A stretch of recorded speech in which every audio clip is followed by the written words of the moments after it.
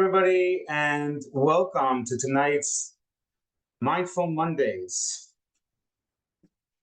Welcome. We know it's a busy time of year right now. There's a lot of transitions going on. Kids going to camp, people moving to the country, going away for the summer, transition from the end of the school year to the beginning of the summer. And so I'm grateful that you all decided to spend some of your time with me today. I'm honored. Our discussion continues. For those of you who are brand new, I want you to know that our sessions, you can listen to our not pre-recorded, but our recorded sessions from before online.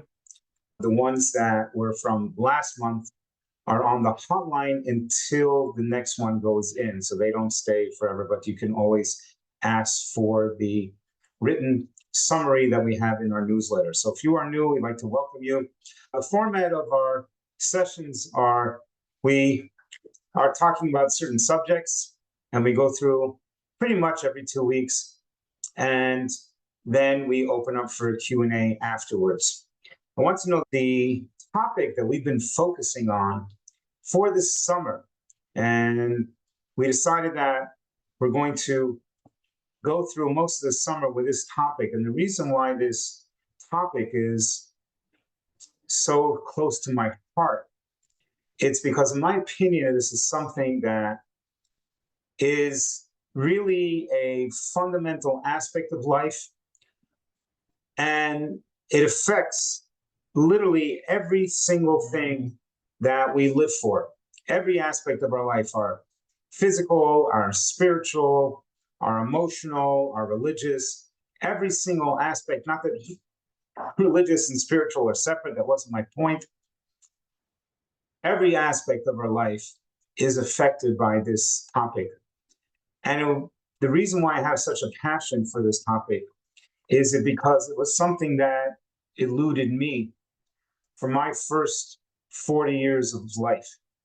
And the topic that we have been focusing on and going into depth, and we'll continue to go on to depth. We're going to go over the homework that I gave you last session, is happiness. Seems like a very basic, simple concept, happiness. And it is a simple concept. However, it is really something that, as I stated, is so fundamental in life that until you focus on it, you may not be aware of it. As theories talk about that, what you focus on expands. So whatever it is that you are focusing on, that is what's going to expand in your life. If you ever notice that, if anybody's ever done any renovations, and I'm not talking about anything extreme, or if anybody's looking to buy a new home or looking to buy a new car, or anything that you are looking for, even if you're looking for a new piece of clothing, what's going to happen is that you are going to notice, for instance, let's say, we'll break it down. Let's say you're painting a room and you want to paint a certain color. You're not sure what color to paint it. You will notice that you will see painted walls and paint colors wherever you turn. It's not that you created them, they were always there. It's because whatever you focus on expands. If, for instance, you're redoing a bathroom, you're going to notice tiles all over the place, wherever you go. If you're buying a new car, all of a sudden you're going to notice, and if you're focusing on a specific model or specific type, all of a sudden you will think that everybody in America has bought that car. Not just America, I know we have people in different parts of the globe, but wherever you are, you're going to notice that. We create our own environment. We have that ability to create our own environment. It's the power of the subconscious that whatever you focus on grows. So I decided to talk about happiness because if you focus on it, it will grow in your life. You will notice happiness in your life, or you will notice the lack of happiness in your life. And just to give a basic review from our last session, we talked about the 4 aspects where happiness affects our lives. It affects us in the physical being, our mental health, our stress, our physical well-being. Person is happy, they're more upbeat, their heart rate goes down, they're less stressed, their immune system works better, they're healthier. A lot of people get sick who are anxious. In fact, research has shown, this is data, that people, cancer survivors, every single one of them who survived, because obviously people who didn't survive, they weren't able to research because they're not here anymore. But the ones that they survived and they interviewed, they all admitted, every single one, that they live a stressful life. Every single cancer survivor patient has admitted that the ones that they interviewed has experienced a stressful life. It affects our physical, it affects our relationships, our relationship with ourselves primarily, and then again, our relationship with others, spouses, children, siblings, friends, family, strangers, neighbors, coworkers. It affects our productivity and our success, how functional we are. And when I say success, it can mean as simple as cleaning your house, getting your kids ready for school or camp now, making lunches, cooking, cleaning, whatever it is that you do is affected by your level of happiness. And overall, it affects your quality of life. So happiness is a very powerful part, a fundamental part of your life. And the more we talk about it, the more we'll expand. And just like when if you're putting tiles in your bathroom, you're going to notice tiles all over. If you're focusing on happiness, you're going to notice opportunities for happiness. You're also going to become a lot more aware when you are not happy. So happiness is really a fundamental part of life. It elevates our life to the stratosphere, to levels that if you do not or not aware of this concept, you would not know that it even exists. And where does this quality of life come from? This is something that we were created with, a will to live, every single human being. And as we went into depth in our previous session, we talked about all living creatures, mammals, plants, all have that same will to live. I know some people like to talk about the will to survive. To me, that's not quite, doesn't fit in, even though it's basically saying the same concept. It doesn't fit in as well as the will to live, because we're talking about here living. We're not talking here about surviving. A much different way to look at life. There are people who just exist. People who exist do not live with happiness. They're just existing. They're going through their daily chores. They're going through their obligations. They're going through their tasks, and they're existing. They can have a very sad, limited life when you exist. You're still living, but it's existing. Surviving is that you're always behind. Procrastination, leaving things for the last minute, anxiety. Something, a lot of these topics, by the way, is we teach this a lot in our program. If anybody wants to find out more about what we teach, you can, just like you reached out to Mindful Mondays, the same way you can reach out to the office to find out more. For those of you online, Darren, our tech individual, put the link in the chat, or you can text us. If you can just say more, just use the word more. We got a bunch of those already today. People want to find out more about our programs. 845-400-9466, 845-400-9466, and you can find out more. More, this is what we want, more to live. These are things that we teach in our programs that have not just help with people who come into us for weight loss. It's also one of the things that we do, but for trauma healing, anxiety reduction, psychosomatic symptoms, and many phobias and fears, we have been able to heal those because that's what we do in our program. So we focus and we talk a lot about these concepts. We teach this stuff. And getting back to us, that will to live. So I don't want to talk about surviving, because surviving, once again, is just, oh, I'm just surviving, I'm just making it through. Not a grand way to live through life. Not that you never are going to be in survivor mode. There will be times of stress, times of chaos, times of crisis. You will be in survivor mode. It's not something that never happens to an individual. It does. And it really brings to this concept of something that we spoke about in our previous session about the two ways to live. There are two basic forces of energy. And yes, we are talking about energy, just like we spoke about when you're redoing your bathroom. That energy, whatever you focus on, expands. There's an energy that goes out to the universe, and you start noticing tiles wherever you go. Anybody who's done this knows exactly what I'm talking about. I'm not making this stuff up.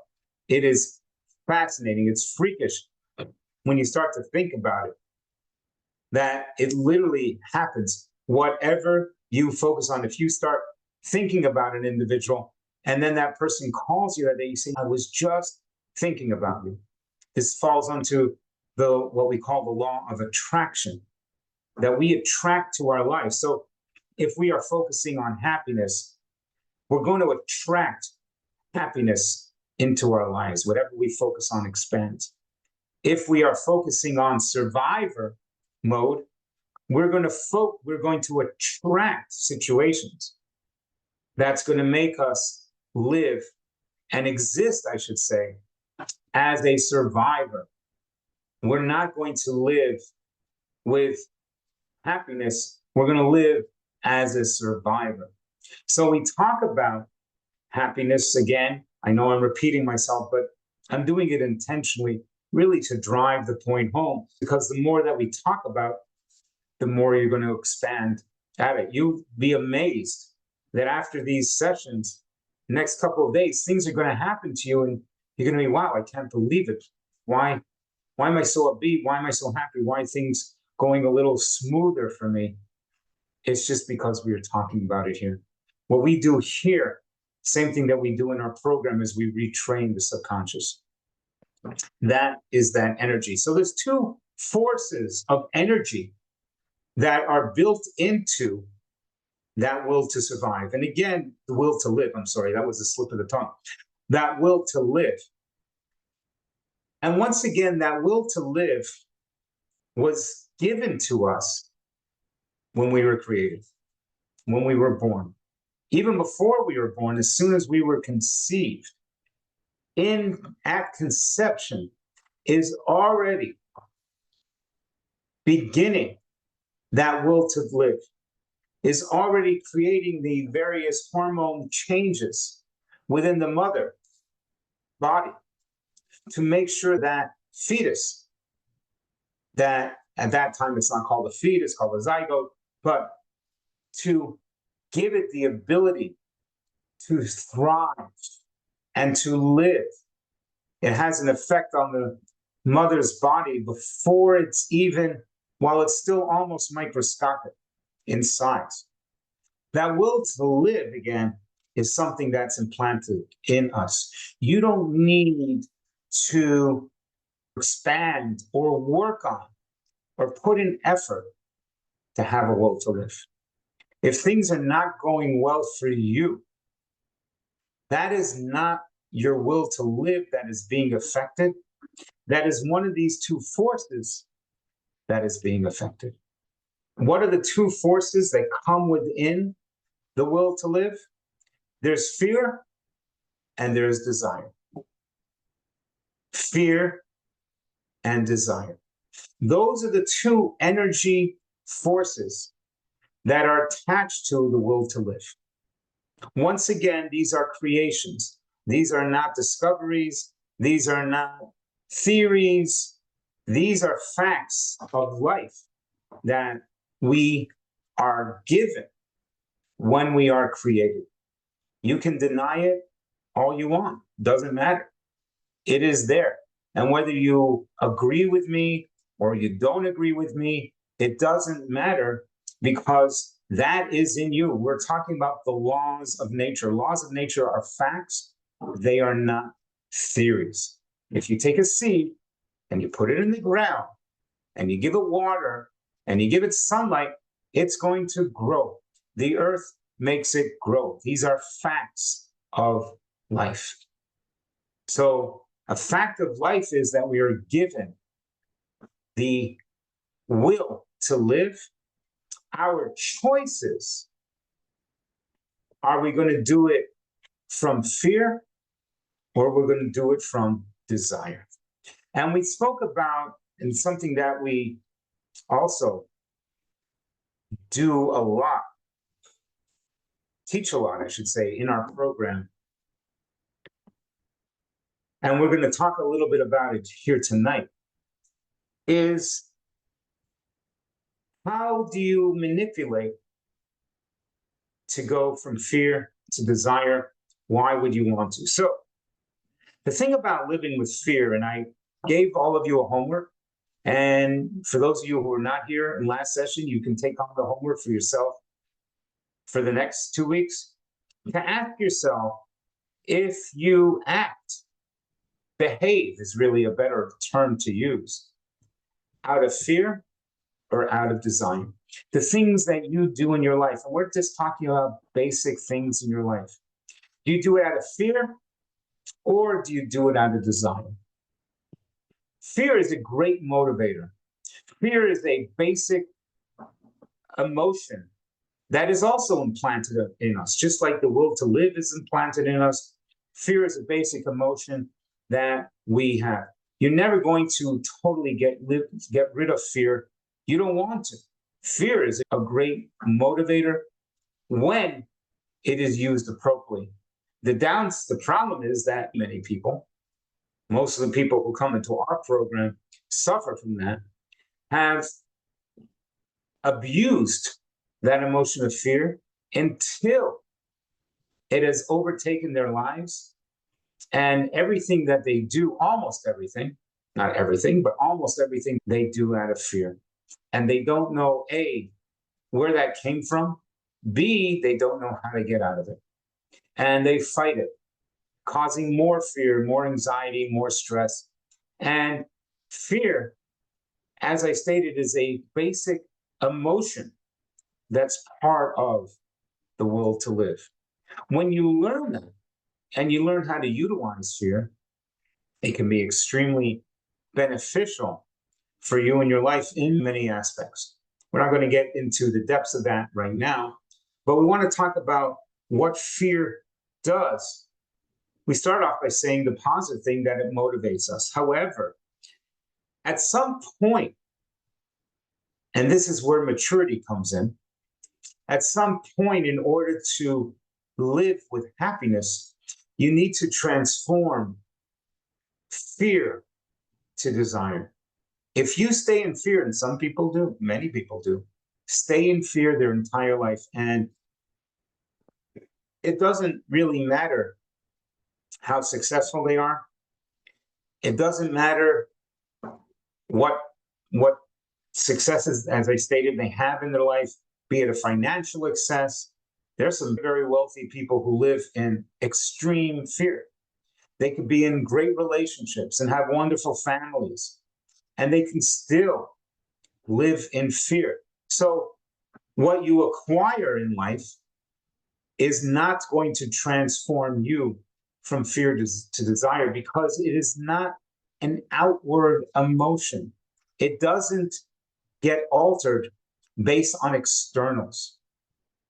You, whoever the you is, cannot take me from fear to desire. You cannot take me from desire to fear. Nobody can. Humans do not have that power to affect another human in that way. You do not have the ability as a human being to affect another human being's level of fear and level of desire. Even if you put a gun to somebody's head that individual, if they're strong enough, can actually not be in fear. And it has happened. Obviously, we're talking about a very lofty, very spiritually mature individual. And that's an extreme case, of course. Somebody would put a gun to my head, God forbid, I would be in fear. I'm not going to, I don't believe I have that ability to not be in fear. Nonetheless, other than those extreme cases, fear is something that, and desire to make that transformation, is something that you, each and every one of you, has the ability instilled in you to transform just by the basic logical understanding that the will to live is connected to desire. Your choice is, do I want it to be connected to desire, or do I want to be connected to fear? What's wrong with staying in fear? Most people live in fear at the beginning. When they're starting to become adults, that transition from adolescence to adulthood is natural, that there's going to be in fear of the unknown, fear of how things are going to work out, challenges. That is natural that a person is going to start in fear. However, what fear does, it doesn't bring happiness. You can't be fearful and happy at the same time. Not possible. If you are happy, you're not afraid. If you're afraid, you are not happy. Desire, on the other hand, uplifts an individual, uplifts the quality of life, so they can live through happiness. Fear places limitations on life. There are things that you may want to do, things that you may want to accomplish in your life. There may be certain aspects of your life that you've dreamed of, but you're afraid to either attempt it or afraid to succeed in it. Fear puts limitations on life. Desire exceeds all boundaries and limitations. When a person has a desire, there is absolutely nothing stopping them. Absolutely nothing. I love to use, and again, I'm not getting political at all. I don't talk about politics. But if you just look at the story, I'm not saying whether you agree or not agree, that's not my point. I'm just looking at this individual, Donald Trump, what he did. He lost the election 5 years ago. And for the following 4 years, he had such a desire to accomplish the things that he wanted to accomplish in life and his legacy. He did not stay out of the media, out of the news for the following 4 years, even though he had no political position at all. And he won a phenomenal win. Learn from that, what he did, and continues to do. And again, I'm not saying whether you like him, whether you don't like him, whether you agree with him, whether you don't, that's not my point at all. But there's definitely a lot. If we can learn modesty from a cat, we can learn from a world leader. Desire, ambition. This man had a desire. He was going to do this, and that desire took him to levels that people are amazed what he has and what he continues to accomplish. And once again, whether you agree with him or not, we're not getting into that, but just to learn from that. What desire can do, it can break all boundaries. It can break all limits. If so, what is the fear that blocks an individual from getting to desire? We stated that you start off with fear. That is human, that is normal. We are afraid. We are actually the most fearful of all the mammals on the planet. We are the most afraid of all the animals on the planet. We cannot live out in the wild. We need to be secure in our homes with locks on our doors, with the police department guarding us. We need the court systems for us to feel safe on the streets. within society. We're the most afraid of all the animals. What is blocking an individual from transforming from fear to desire? If desire breaks all boundaries, can take a person to a life of success, whatever that means for that individual, that something that we're going to be speaking about more in our next month's Mindful Mondays. And how do I transfer from fear to desire? How do I make that transfer? How can I start living from desire? And how can I stop living from fear? We can talk about desire from today till the cows come home. However, if a person doesn't heal the fears, they will find that happiness will elude them. That desire will elude them. At the beginning, it's a lot of effort, especially if somebody's been living through fear for decades, especially if they acquired fear through epigenetics, through their generations, through their upbringing and their parents.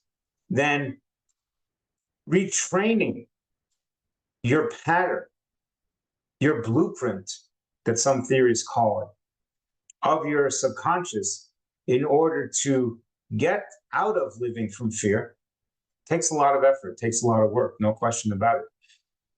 Once again, we do accomplish that in our program. What are the fears? So just focusing on happiness in of itself is not going to get you to happiness. In many cases, it'll be counterproductive and it'll get you more frustrated, because as much as you want it, you can't get to it. I heard a great analogy of this, of an individual who's in jail and they're holding on to the bars of the jail window and looking out at the beautiful vista and just salivating about the beauty of freedom, of the nature, and would love to get out. And he's grabbing so tight with such anger and frustration, yearning to get out, to be free, to live that happy life. And at some point, he turns around and he realizes that his cell only has 3 walls. That all he has to do is let go of the fear, that anger, the frustration, and he can walk out a free individual. We hold on to that fear with such vigor, with such strength. And as much as we desire to be free from it, for many of us, we just can't let go. It takes time, it takes effort, it takes work, it takes healing is really what it does. And again, one of the things that we teach in our program, and that is why we have so much success in our program, healing anxiety of all different levels, fearful emotions, negative beliefs, is because of the work that we do. So what is one of the great fears? And one theorist calls it the fatal fear. Other people call it the imposter syndrome. The fatal fear is that we're afraid that if people would know who we are, they wouldn't like us. If they knew what we knew about ourselves, they wouldn't want to be our friends. And we spend a lifetime protecting our secrets, protecting our negative self-perception. And we have this belief that I'm not good enough. And it causes so much impact, negative impact on us, that it creates fear of intimacy, fear of connection, social phobias, fear of friendship, that we're afraid to get close to people. And when we do get close, we'll sabotage that closeness. Something that we do is we do self-sabotage. We neglect ourselves. Why do we neglect ourselves? Because we're afraid We have that fatal fear that we're not good enough. And if people knew, as I stated, who we were, we would be, nobody would like us. And what it does for us, it causes us to be very harsh on ourselves, to feel very guilty, extremely guilty all the time when we make mistakes, when we don't do things right. This fear is living with fear goes so deep in a person's life that you're not aware of it. That's why I gave you his homework. Ask yourself, your behaviors, are they from fear or are they from desire? Some people don't even know what it means to live with desire. I was certainly that way when I was 312 pounds, very unhappy, extremely unhappy. 23 years ago, before I got into recovery, I didn't know what it meant to live with desire. I didn't know what it meant to be happy. To me, happiness meant a huge meal. That was my happiness. Was it real happiness? No. I felt horrible. I thought I was excited before I ate it, but that was tainted by that knowledge that I shouldn't be doing this. And then while I was eating it, I was getting sick. Did I really enjoy shoving that food down my throat? No, not really. It numbed my emotions for a moment. And then afterwards, feeling bloated and horrible. And that guilt and that remorse, swearing I'll never do it again. I didn't know what it meant to live with happiness. Happiness eluded, but that's the only thing that I knew, that pleasure. And the truth is, what all I was doing was just self-sabotaging. We neglect ourselves. What is lacking in us with these fears? One of the biggest things that lacks in our lives is self-love. We really don't love ourselves. We don't like ourselves. We look at ourselves with a magnifying glass, noticing the things that we do wrong, and we expand them. Like I said, what you focus on expands. So we look at our mistakes, we look at our failures, which are just basic human errors, and we look at them and make them larger than life. So we self-sabotage. We really don't like ourselves. We don't love ourselves. And as much as we tell ourselves that, no, I'm good, I'm happy, we have this deep-seated belief that we're not good enough as a way to protect ourselves from getting hurt. We don't forgive ourselves for the mistakes we gave. We feel very guilty a lot. We take blame even for things that may not have been our fault. And what comes out from it is we become horrible receivers, but great givers. We're good at giving compliments. We're good at giving gifts, charity, kindness. However, what about charity to ourselves? I was brought up and taught that charity starts in the home. The home is me. I am my home. I couldn't comprehend that because I wasn't taught that. About giving yourself charity, protecting your peace, doing self-care. If you don't value yourself, you're not going to care for yourself. Learning to say no, taking an extra moment for yourself, staying in bed an extra 15 minutes. Obviously, if you're a young parent and you have children who need to be attended to, that can be a very challenging thing to do. But there are other ways to do self-care, even if you have small children at home. Taking a nap when the kids are out of the house, doing something kind for yourself, taking an extra long bath, for instance. Any of these things. So the reason why we blame ourselves and we feel guilty, this is what fear, living through fear, this is what it does to an individual. It puts tremendous amount of limitations on their life. With dreams, with goals, they say that There are many talented people in the universe with a lot of great ideas, creative ideas. And if you want to find where most of these creative ideas are, you go to the cemetery. That's where they are. People took it to their grave. They never really attempted them because they were afraid. Fear doesn't only harm you, it harms your whole life and everybody else. Imagine Tom Edison, right?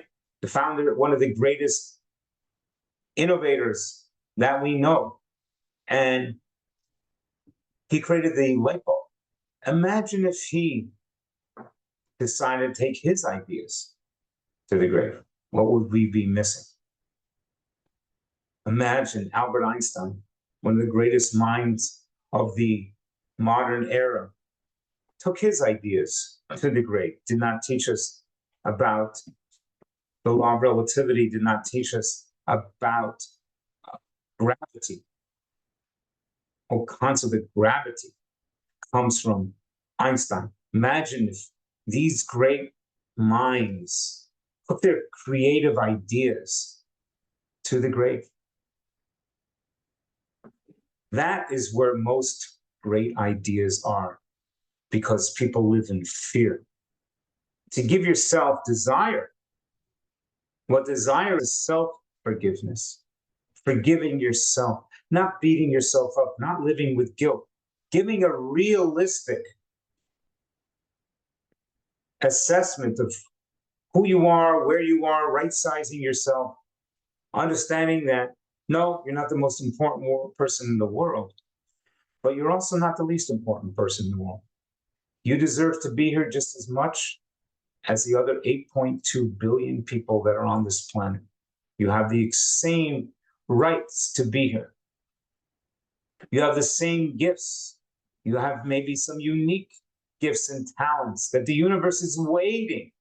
It is waiting for you to break free from your fear so that you can be of assistance to other people, so that you can help other individuals. Unconditional love to yourself, loving yourself despite your mistakes, despite your errors. And when you transform from fear to desire, which is what we're talking about, what you're able to accomplish in life is truly remarkable. This is the concept that we've been focusing on this whole summer, and we're going to continue to go deeper into this in our next session. So I'm going to give you some homework, again, as I did last week, 2 weeks ago, is where the things that you do it out of love, desire, love, or do you do it out of fear? And if you're doing it out of fear, what is it are you afraid of? Are you afraid that you're not good enough? Are you afraid that you're going to be neglected by other people? All the while you're neglecting yourself. Are you afraid of success? We didn't even speak about that really here tonight. That's the topic in of itself, and we're going to get into that in our next session. Talk about the fear of success, more about that. Are you putting limits on yourself? So if you want to know a way to get to this level of self-love, I'm going to give you a quote that I became aware of. I don't know the source of this quote. I apologize. I don't have to apologize. I just was never given the source of it, so I can't give it to you. But it's such a beautiful quote. It's been close to my heart for the last month. Is not becoming the best version of yourself. Healing is letting the worst version of yourself be loved. So many of us have turned healing into becoming the super perfect version of ourselves. That is bondage. That is anxiety waiting to happen. Healing is saying every single version of me, every single version of me deserves love, tenderness, and grace. When we get to a place where we can see and empathize with every version of ourselves, even the version of ourselves that we can sometimes be ashamed of, and we can empathize that, that's when we know we're walking on the path of healing. So, my gift for you tonight, and my message for you tonight, and then we're going to open up for Q&A, is seek self-love.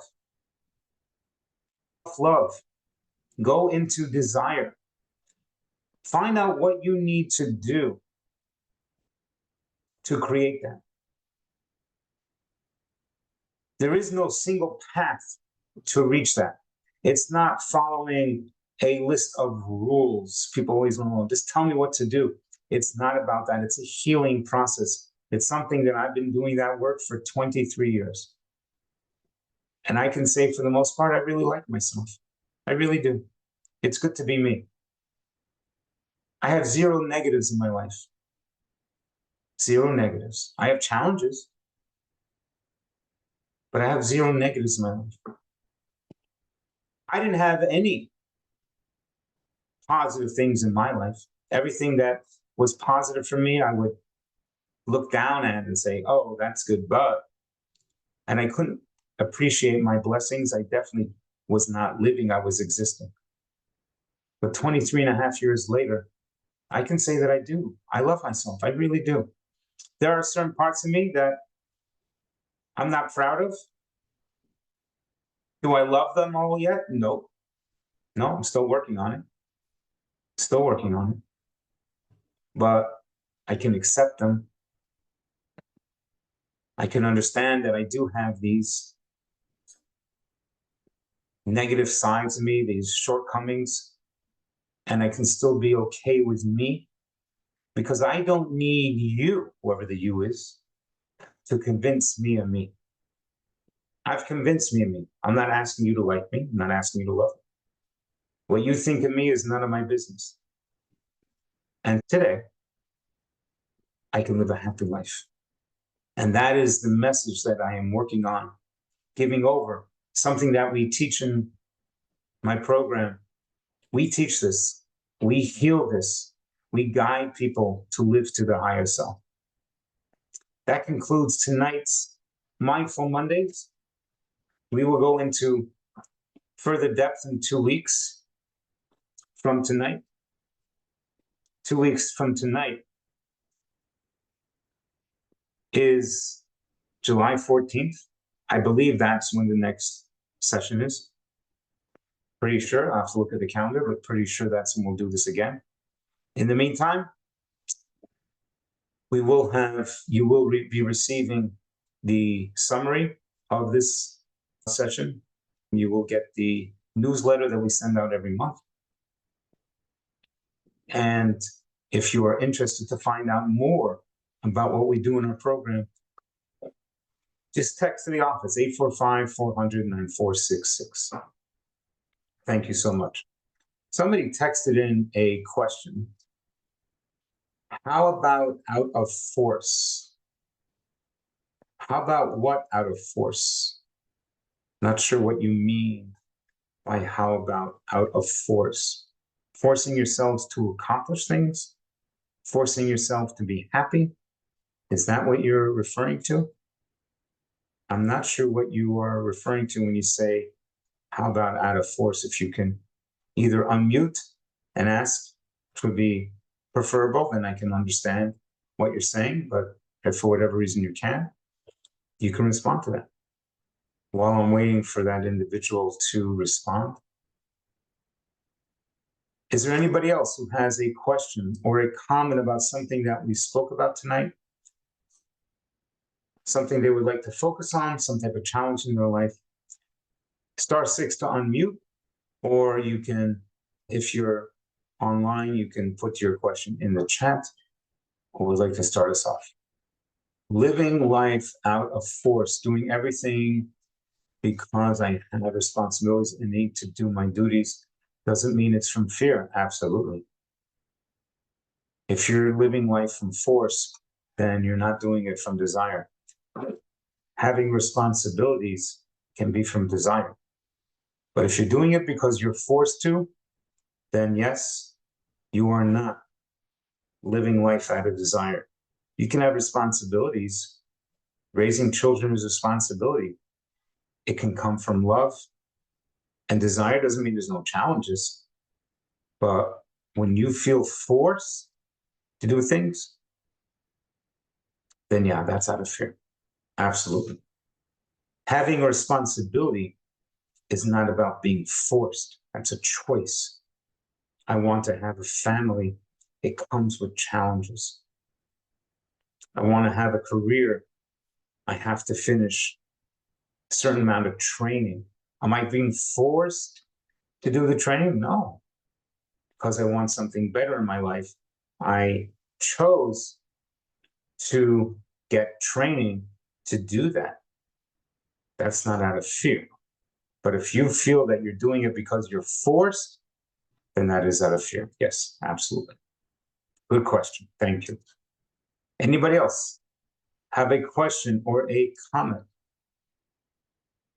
You got it. Thanks. You're welcome.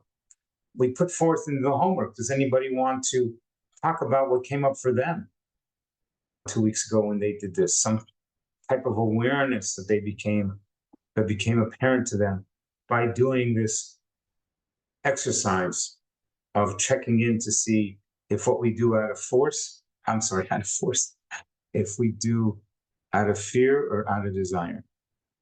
Can I text my question here? Yes, you can. You can text your question to the, yes, you can text your question if you're unable to unmute, 845-400-9466. He said, you're not happy if you're afraid. What about fear of Hashem? What are you afraid of? That's a religious question. It's not a religious program. So you're talking about a religious question, and that's what you should pass on to your Rav, to your Dayan. We don't teach religion here. I won't be going down that road. But I just asked you, what are you afraid of? What does that mean for you to be afraid of Hashem? What do you mean by that? And think about that, and then go and ask your religious leader, your Rav, like I said, your Dayan, and ask them that. I'm doing self-care for months. I'm having a hard time to identify what makes me happy. What type of self-care are you doing? Are you referring to? Everything I mentioned plus. Okay. So you're doing a lot of self-care. Okay, so you're caring for yourself. Are you caring yourself because you love yourself out of happiness, or you desire, or you're caring for yourself because you're afraid? Nothing makes you happy. So there's a fear of being happy? I don't think so. Okay. Can I ask you how old you are? You're texting anyway, so I guess it doesn't matter. How old are you? You're 47. Okay. When you were a child, were your emotions nurtured? In other words, did you get the attention that you needed? If so, yeah, it's probably worse than based on your question. So, person who's, how did you get that emotional connection to your parents? Did it come naturally, or something that you had to work for in order to receive? Did you have to prove yourself as being really good, or did you have to misbehave so that you would get that attention and that connection? I did misbehave, exactly. So when you misbehaved, you were attended to, correct? You got that connection, but it came with a price, correct or not? Maybe these maybes are a lot of denial. If you misbehaved, you were criticized, correct? You were told to stop misbehaving. You were maybe punished. Okay, yes. So therefore, for somebody like that, and I can relate, and it happens to a lot of people that age or older, because in that culture back then, that's how they raised children, that children were not supposed to be seen and heard. It's because that's how they were raised. So a child never received the nurturing and that connection and that love. And the way to get that love was to misbehave. So for somebody like that, but I was able to say my feelings. Okay. And when you said your feelings, what happened? I'm feeling sad. What did they do? I'm feeling angry. Were you allowed to disapprove of things that went on in your life as a child? Could you say, I don't like that? Or are you told, oh yeah, you're crying? I'll give you something to cry about. Or if you were too much emotion, were you shut down? Not allowed to express your feelings? So what do you mean you were able to say your feelings? Were they nurtured? I know I gave you a lot to think about here. I wasn't locked in. What do you mean? I don't know what that means. Wasn't suppressed. Okay, and when you misbehaved, what happened? I was a talk of town when you were misbehaved. Wow. And you were allowed to tell your parents that you were angry at them? That was okay? Really? You were allowed to tell your parents, I'm really angry at you. I don't like how you treat me. And I don't agree with what you're saying or doing or telling me to do. Yeah, you were allowed to do that. I was outspoken. Okay. And when you were outspoken, what did they answer you? Did they just let you be and that's it? Or did they address your actual emotions that were going on behind that? No. Yes, that's my point. That's my point. So you spoke out. Somebody texted here, it's so interesting how I'm forcing to answer a certain way. Yeah, exactly. When we're trying to get to a point, when a person is in denial, they don't understand. And sometimes it does take some coercing or guidance, I should say, for a person to explain. Because when a person is asking a certain thing, it's not possible that what they're asking, and then they say that they don't have happiness, it's not possible. And that's why we go, it's not always the case. No, but I've been doing this for 6 years, and it is the case. Something that, yes, a person who goes through some type of trauma or something, it is rare, very rare. The person had an extremely nurturing upbringing and they can't find what makes them happy. Sorry. This doesn't happen. Got it. You're welcome. So I'm trying to dig to find out why this person can't find something that's happy. So here it is, this person is saying that they were outspoken. So if they're outspoken, the parents didn't know how to handle them. So it was more of a laissez-faire type of parenting where they allowed this person to do what they want. And therefore, they never looked at what was really hurting, what the child was saying. If you have a child that's outspoken and misbehaving, there's a reason they are doing that. And it's not just about their behavior, there's something behind the behavior. And that's what I'm trying to get to. And no, that was not addressed. Because that was not addressed, then it would be impossible to comprehend what happiness is. As an adult, 47 years old, still don't know what makes you happy because you were never taught as a child to be nurtured. So your attention came from misbehaving. So for you, nurturing has a price. And if nurturing has a price, there's going to be a fear to be happy because you got a mixed message. Does that make sense for you? The one who's texting on the chat, not texting into the message. Yes, no? I hear you. I'm still confused. Yeah, I bet you are very confused. I bet you are very confused. And that is exactly my point. That there is confusion. Are you in our program, by the way? Or you just came from the Mindful Mondays? Not yet. Okay. We address this in our program. This confusion that you're referring to, and thank you for your honesty. And I really empathize with you because it's very frustrating. Here you're trying to take care of yourself. Like I said, that you can tell yourself beautiful things till the cows come home, and yet you're still not happy. It's because you receive mixed messages from your parents. You were outspoken. You were trying to send a message to your parents, whatever that message is. You were unhappy and you were seeking help. That's how you were asking for help, by being outspoken. What do you mean that I'm afraid to be nurtured?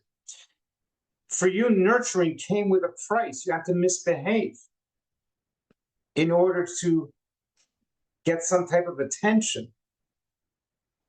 There was no unconditional love.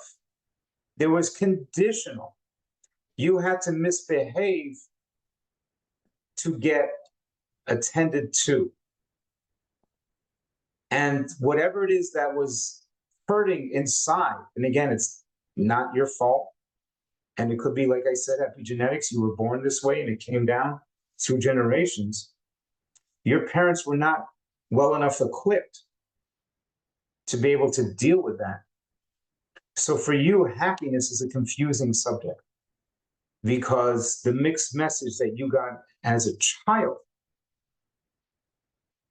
was that nurturing is not necessarily happiness for you. And that's why, even though you are nurturing yourself, it's not bringing you to happiness. For a person who is nurtured in their childhood, they would nurture themselves and feel extremely loved and content. I'm going to ask you something. Do you love yourself? And try to be honest. It may be difficult to be honest with this. Waiting for your response. Don't know what means love yourself. There you go. Thank you. I did not force that question. That's exactly what I'm talking about. And that's why you cannot find happiness. You don't even know what love means because, as you explained in your childhood, you didn't receive love because you were not nurtured, because they weren't able to deal with you and get to what you were really feeling, what was really going on with you. And that's traumatic for a child. And when a child doesn't read, it's interesting that I give out positive vibes, though. That's exactly like I said. You're probably easier to give positive vibes, but you can't give yourself. And you think by doing self-care, but you really don't love yourself. You don't even know what it means. And it's not going to come. It's literally what I said, that it's not going to come that way. The only way they come is we have to heal the fears that you are blocking through self-care. Yeah, you're not really healing what is blocking you. There's a lot of denial going on, not intentional denial. And it's only through healing that you can uncover what that pain is, what that lack of nurturing is. Otherwise, you will continue to struggle as you are struggling. And once again, I really empathize with you, your emotions. If you want, you can reach out to the office and, we can talk to you. We can talk to one of the coaches and listen to our free webinar or something like that. And because you need healing, you definitely need healing. And it's not logic. It's not logical. You can't fix this stuff. You can heal it, absolutely. But it is a process. So if you would like to find out more, you can reach out to office. If you want us to call you, you can put your number in the chat where you've been asking your questions. And one of our office staff will get in touch with you if you're interested. Something that you'd like to find out more about to heal? Okay, no problem. When you're ready to get to happiness, let us know. Just let us know how long you want to keep suffering. And once again, I do empathize with you. It is a journey. Scary. Oh my gosh, am I going to heal? I get it. Some people are afraid. Okay. Anybody else have a question or a comment? Thank you for your honesty. Okay. That concludes tonight's session. Oh, 1 second. Here we go. Does it make sense that people become happy from buying jewelry, clothing, etc.? No. That does not mean that will not bring happiness. Somebody just texted, what does it mean to love oneself? Wow, yes. Happiness doesn't come from buying yourself things. There are some extremely wealthy people who are very depressed because they think that externals are going to make happy. Happy is an inner emotion. It's the desire that comes from the will to live. And only from healing can one achieve that. What it means to love oneself is to be honest and recognize where they are at. They are a human being that makes mistakes. They are important to themselves. They are important to God, to the Creator, to the universe. They have a purpose here in this world. Wow. Yeah. Wow is right. And buying yourself stuff will never make you happy. If you are a happy individual, you may buy yourself some things. You don't need to buy yourself your things to make yourself happy.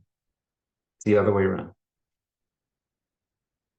And as you see, as I stated at the beginning, that happiness is such a profound because I was there. What does it mean to love oneself? Yeah, I get it. Does it depend on a relationship? No, doesn't depend on anything. There's nothing external that can make you happy because happy is an emotion. We cannot affect another person emotionally. Externals cannot affect us emotionally. It works the other way around. It's an inside job. We work from the inside out. Okay. Anybody else have a question or comment? I see I touched a good topic. Self-love is a very powerful topic. Seems very simple, but it's really not.